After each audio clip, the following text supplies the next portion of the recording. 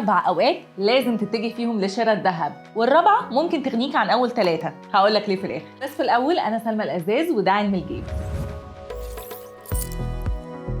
أول وقت هو وقت الأزمات، فكرة الملاذ الآمن، لأن في الأزمات سواء سياسية أو اقتصادية أو حتى مشاكل أو بيئة زي كورونا مثلا، الذهب سعره بيرتفع عالميا لثقة الناس في قيمته. ووقت أزمة زي التضخم الذهب بيكون من أهم أدوات التحوط من خفض قيمة العملة. تاني وقت يخليك تتجه للذهب هو وقت الادخار، وده سبب بسيط إن الذهب حاجة ليك وللزمن، يعني ادخار واستثمار طويل الأجل. وممكن تتأكد بإنك تعمل تشيك عن سعر الذهب من 10 سنين كان بكام ودلوقتي بكام. تالت وقت هو وقت الاحتياج لكاش فلو، لأن الذهب على عكس أوعية ادخارية كتير سهل جدا إنه يتسيل، يعني لو محتاج فلوس هتعرف تبيع الذهب اللي ادخرته بكل سهولة. هنا في تريك مهمة في طريقة ادخارنا للذهب هقولك عليها في فيديو لوحده. رابع وأهم وقت واللي هيغنيك عن أول 3 قلتهم هو إنك تتجه لشراء الذهب في الأوقات العادية، وما تخليش شراء الذهب مقتصر بس على وقت الأزمات، لأن وقت الأزمات الكل بيتهافت على الذهب فسعره بيكون عالي جدا. فأنت لو عامل حسابك واشتريت من الأول ذهب بالفعل هيكون عندك وعاء ادخاري كويس وبمتوسط سعري قليل عن وقت الأزمة، فأكيد هتكون كسبان. اكتبوا لي في الكومنتس امتى بتشتروا الذهب وايه أشكال الادخار في الذهب اللي بتعملوها.